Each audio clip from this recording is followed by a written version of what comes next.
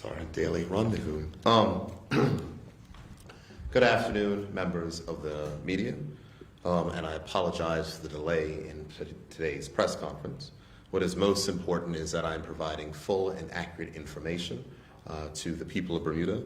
There are a number of moving parts, and I wanted to make sure that I was fully briefed so that I could answer any particular questions, and that the Minister of Health, the Chief Medical Officer, and the Minister of National Security were all in the loop as to what are the latest developments. So again, I apologize for the delay.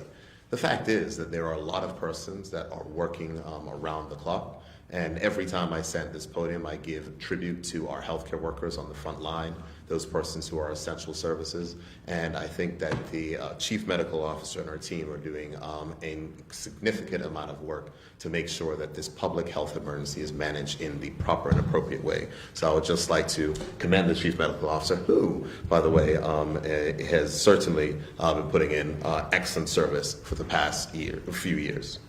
Here's what I would say. Good afternoon, members of the media. Sharing critical information with the public is an essential element of staying on top of this pandemic. With the necessary information, people can prepare for the impact of this rapidly changing situation. Our commitment has been to consistently share as much information as possible, whether about prevention, business operations, or the results of testing that we have been doing since this crisis started.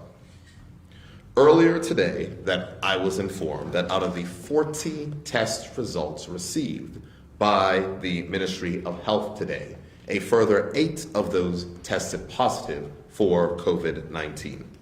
Again, out of the 40 tests received today, 8 tested positive for COVID-19. 4 of these cases were imported cases, so they came in on airlines, of which we will speak about later.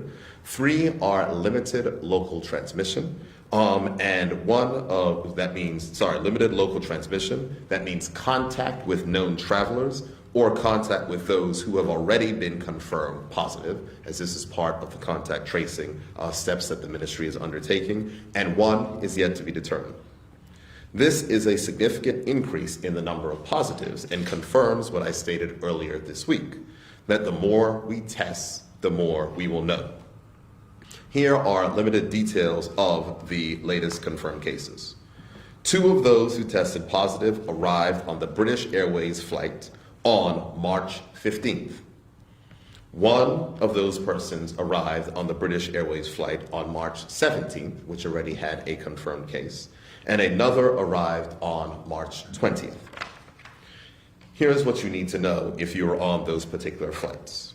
If you were on the British Airways flight on March 15th, your self-monitoring period ends on March 29th. If you're on the British Airways flight on March 17th, your self-monitoring period ends on March 31st. And if you're on the British Airways flight on March 20th, your self-monitoring period ends on April 3rd. If you are feeling fine and have no symptoms, there is nothing for you to do except for continue to remain in your house and to observe the self-quarantine. If you have any respiratory symptoms, such as a cough or even a mild fever, please contact your doctor. Explain that you're on one of the mentioned British Airways flights and that you would like medical guidance. Do not go to your doctor's office or the hospital. Please call ahead. Faced with a shortage and the concurrent demand for testing equipment, we are constantly working with various partners to increase our ability to test locally, as this is a necessary tool in the fight against COVID-19 and the reduction of risk of community transmission in particular. We are very grateful and fortunate to have the testing capacity on island that we have right now, and we're going to continue to maintain our aggressive testing schedule, as this is the only way that we will contain this particular virus. These results and the potential trend that they represent demand that we adopt a stricter approach to prevention of community transmission. Therefore, the Cabinet will meet tomorrow to consider the next phase in this pandemic response. It is important for the people of Bermuda to recognize that this is no ordinary time, and ordinary approaches will not work. Measures will include further restrictions on movement around the island and possible further ordered business closures. Where there is a balance to be struck between non-essential business continuity and saving the lives of people, we will choose saving lives every time. Regrettably, it seems this view is not shared by several local businesses. In spite of my strong urging that employees be allowed to work from home where possible, in some extreme cases, whole offices have been ordered to work under the threat of losing jobs. Still others have only today determined to adopt a remote working policy for their employees. I consider these actions to be a direct affront to the public health threat that this pandemic presents, and for Bermudian companies to have the cavalier attitudes that these employers have demonstrated, putting profits amongst people, is not acceptable. Among Cabinet's considerations tomorrow will be amendments to mandate working from home with few exceptions and significant penalties for companies that do not follow those particular rules. The Bermuda Police Service and the Royal Bermuda Regiment have started checking on and speaking with individuals who are currently under self-quarantine. They do not enter homes and will practice social distancing as they complete home visits to ensure that everyone is following the guidance on self-quarantine. This is an important and necessary step to ensure the health of not just those in quarantine, but everyone in Bermuda. And I would like to remind all persons that the reason why self-quarantine was put in place over a week ago is to ensure that we minimize the possibility of any community transmission. We recognize that persons were traveling from places where COVID-19 is more widespread than it is here in Bermuda, and those strict measures were put in place to ensure that we can contain any spread. For those persons who are not following their particular quarantine, I advise you to ensure that you follow your quarantine, because we are going to make sure that we enforce this particular quarantine as it is important and vital for the public health. In these times, there are significant community partners stepping forward to assist in the whole island effort required to meet these challenges. Today, the Salvation Army confirmed that the funding and staffing model provided by the government to their operations has enabled them to continue to and increase their services, which are much needed at this time. Additionally, a number of local and international businesses has joined an effort coordinated by the Bermuda Business Development Agency to charter flights from Atlanta today to enable a number of residents who were not able to travel on the Delta flight, which was canceled earlier this week, to be able to return home. Of course, we recognize that flight was canceled due to New York air traffic control closing. And the fact is, and this is significant because we have changed our approach, is that persons who are aboard that flight will be required to self-quarantine, and many of them will be housed in quarantine facilities which have been offered by the government of Bermuda. One of the things is going forward that if there are any further repatriation flights, as has been done in other places, those individuals will not be allowed to self-quarantine, and they'll be required to be under their period of 14 days in a government-approved quarantine facility. Right now, thankfully, hotels are providing that particular option, as they are in many other countries, and that will be the case if there's any further repatriation flights that happen and take place. I would like to close by saying this, and I'm certain that there'll be a number of questions. It is not a time to be frightened. As your premier, I am not frightened, because I recognize that the public health team is doing what is necessary in order to make sure that this particular epidemic can be contained. But what it is a time for all of us is to be vigilant. The best thing of which you can do to prevent transmission of any particular virus, specifically this virus, is to follow the hygiene requirements which have been set out about washing hands, making sure that we are not touching each other, and ensuring that we are maintaining social distancing. It is also critically important at all times to observe the rules of which have been laid out. If all of us in this country adopt this vigilant approach, if all of us become our brothers and sisters keepers, ensuring that this approach is followed and maintained, we will be successful in containing the spread of COVID-19 in Bermuda. On that, I have no doubt. These results are not unexpected. as we made the decision to allow persons to be repatriated. But now that these persons are here, we have to make sure that they can get well, and after they get well, we can return to a sense of normalcy. With that, I'm happy to take any questions that you may have for myself, the Minister of National Security, the Minister of Health, and/or the Chief Medical Officer. Premier, we have Good evening, Mr. Premier. Jasmine on the phone. Oh, thank you. Hi, Mr. Premier. Thank you for taking my questions. I understand that 2 people are currently in hospital who tested positive for COVID-19. Can you confirm that they're currently being treated on the isolation ward? What I would say, would you like to speak to that? Yes, I think you know as well. Yes, we've had this discussion recently, which is that there are 2 individuals who were previously isolated, presumed to be at risk, and were appropriately managed in isolation.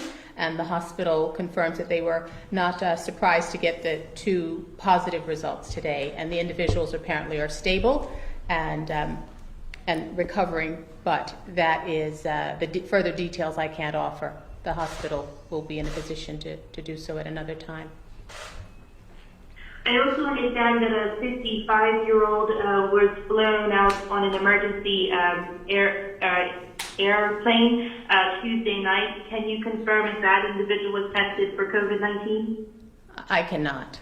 I rather doubt it, because all of our individuals who have been tested are locally based at the moment. So I don't know the details of that, but I can say that the 15 individuals that we have results on are here in Bermuda. And can you confirm, does these new results confirm that community spread has indeed started here? Limited, yes. Limited community spread is identified at this time, because all of the individuals who are COVID positive have not themselves been travelers, nor have they been household contacts. So I believe, don't hold me to the number, I think perhaps 2 are in the position of not being household contacts. So that would meet the strict definition of limited community spread.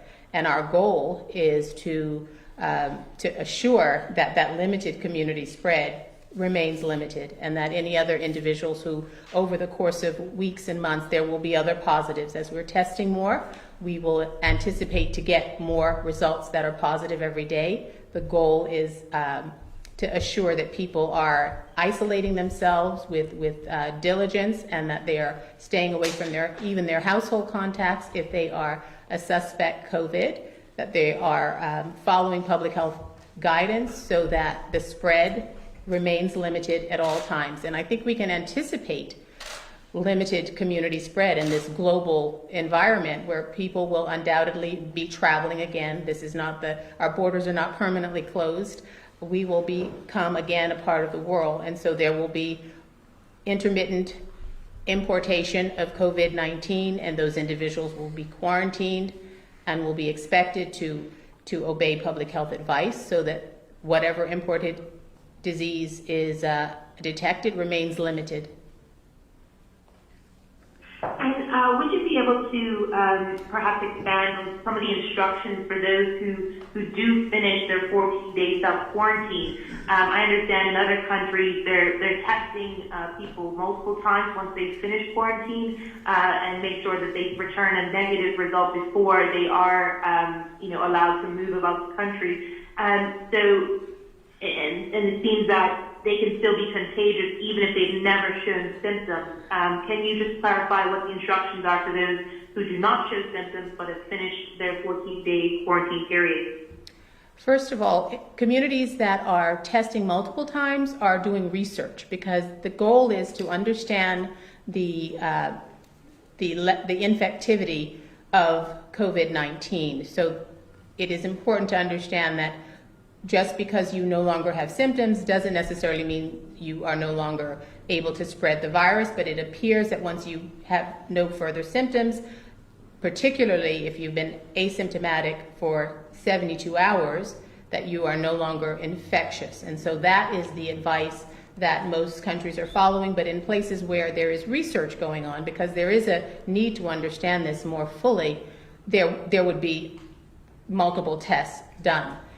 Everywhere else, there is a shortage of tests. So those are used very sparingly and used only really when necessary to manage a situation. So in Bermuda, we will not be testing a second time after treatment. We're not in a position to do that kind of research. We're not set up for that.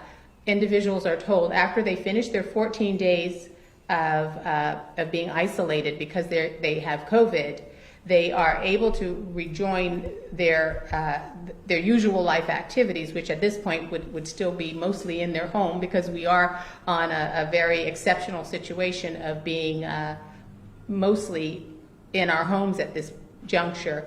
14 days or 3 days following the end of symptoms, whichever is longer. So hopefully that's clear to you. So that is somebody who's COVID positive, who has been on isolation for 14 days and who may still have symptoms, has to still remain in isolation until they have no further symptoms for 3 days. All right, thank you. Thank you, Doctor. Yes. Paul? Good evening, Premier All. Wanted to talk about testing to start. I'm not sure, Premier, if you're best placed to answer this question. I'm hoping to get a current count on test kits in Bermuda. Current count on test kits and those that are available currently? Yes. As I indicated yesterday, and as Dr. Peoples indicated, there is a worldwide shortage of testing capabilities. We have approximately the amount of facilities available for approximately 40 more tests. We have, as I said yesterday as well, explored a number of options through PAHU, as well as CARFA has communicated to Minister of Health recently insofar as what supplies are required. Dr. People had a telephone conference this afternoon with the physician community and has indicated to them that if they have any type of contacts throughout with respect to assisting us with respect to getting more supplies, then they've been invited to do so. We have a number of options that are being explored, and we do anticipate further tests being on island next week, which were ordered several weeks ago. However, as you can appreciate, again, there is not only a shortage, but there are certain logistical challenges with respect to getting things from the United States. But we are anticipating that the order that we made 3 or 4 weeks ago will be on island next week. Do we have a firm date yet? No? No, not yet. Do you have a firm idea of how many will arrive? It's several hundred. I think it's like 850. And those are all anticipated to arrive sometime next week? That is the All anticipated, 850? yes. Like I said yesterday, Paul, we received it's like a code number or something to show that they're ready to be shipped, but there are some logistical challenges with respect to shipping from the United States that are beyond our control. Sure. Dr. People said last night that the number was somewhere under 100. We just heard that there's approximately 40 test kits on island.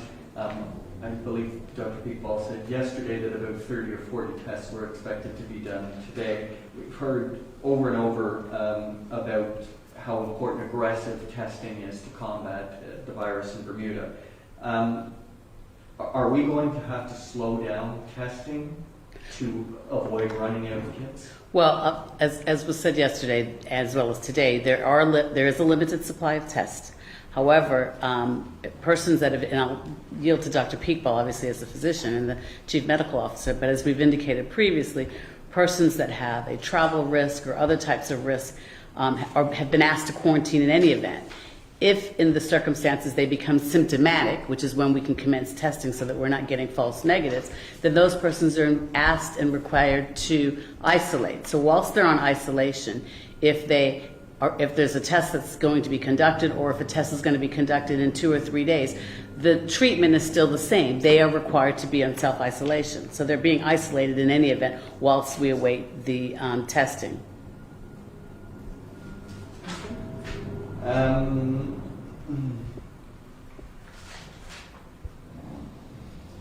Sorry.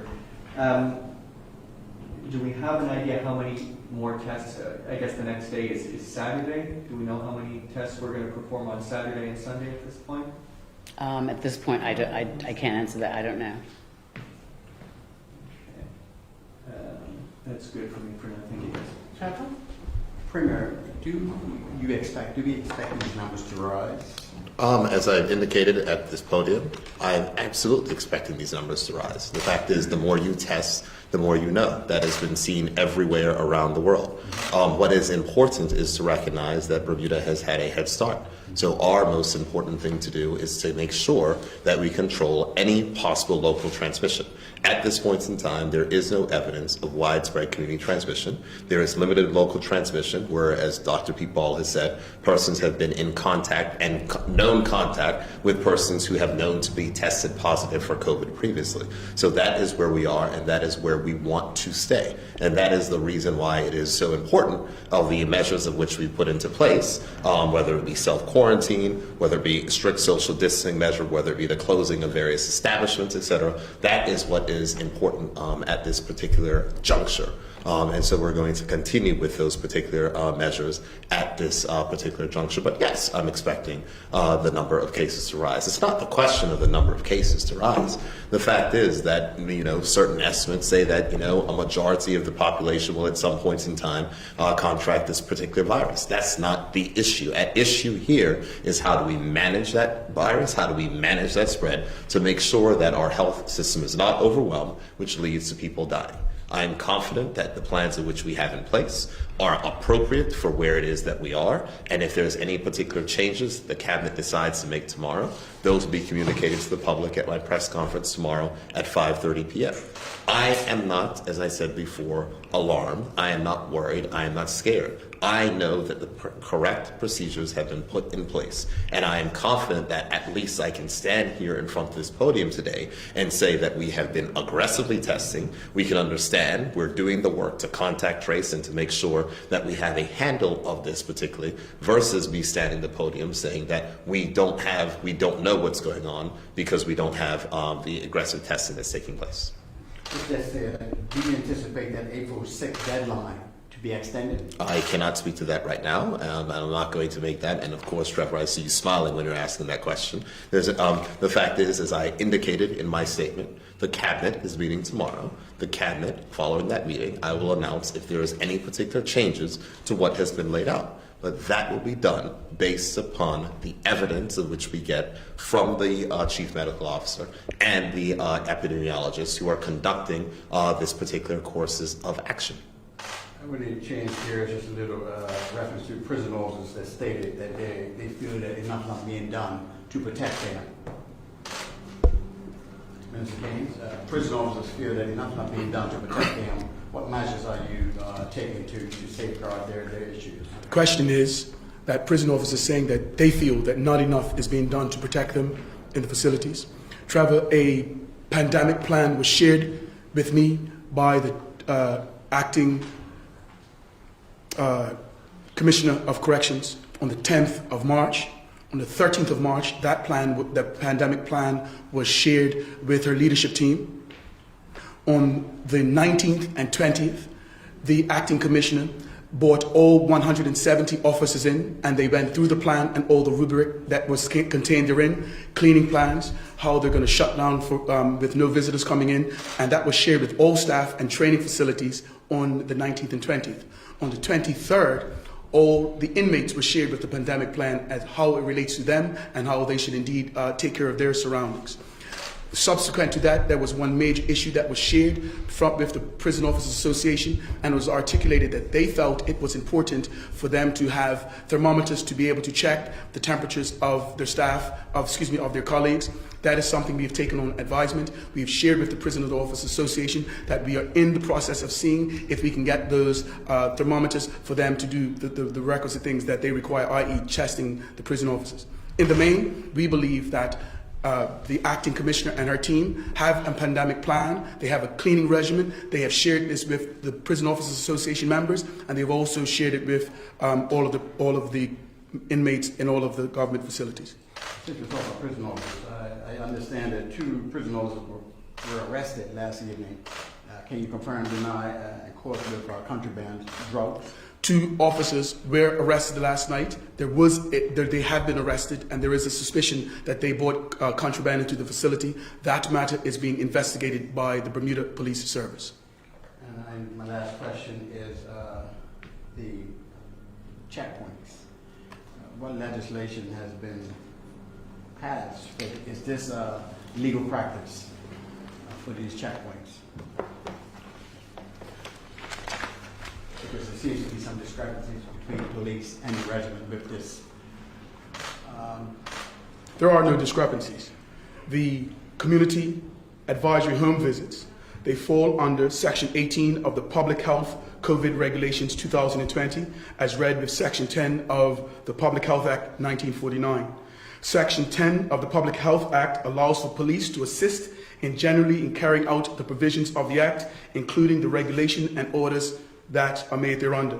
Section 18 of the Public Health COVID Regulations 2020 said where a person leaves any place in the use of public health supervision, active monitoring, or isolation, they may be informed by a public health officer or a police officer that they must return to the place of public health supervision. In other words, Section 18 of the Public Health COVID Regulations 2020 is the legal underpinning for the lawful actions that are being carried out by the Bermuda Police Service and by the Bermuda Regiment officers. The Bermuda Regiment officers that are in carrying out these activities have been made special constables. All right, no other questions? Nothing further? Thank you. So in closing, I want to make sure that we are very clear, and I want to make sure that I speak to the people of Bermuda. This news is alarming, but this news is not unexpected. What is important is that we recognize all of what has been laid out. Nothing changes. We must make sure to follow the precautions that have been laid out. There is no cause to panic, but what we have to do is to recognize that if we do not all do our part together, we will be challenged. So to the business community that has responded by making sure your workers are working from home, thank you. To the international business community that has assisted in getting our Bermudians home, thank you. To our frontline workers who are there, to the community, to the persons who have assisted in making sure that trash is collected and our country can remain safe, thank you. The work that we are doing will continue.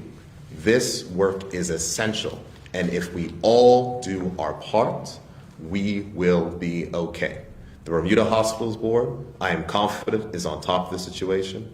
The Public Health Ministry, the Minister of Health, under the Chief Medical Officer and the work which they're doing, I am confident they're handling the situation. And the Cabinet will meet tomorrow following the EMO meeting, which will take place at noon tomorrow, to give any further updates if there's going to be any further changes into the restrictions of which may be had. However, it is strongly suggested, as I said in my statement, that there may be further additional restrictions that will come into place tomorrow.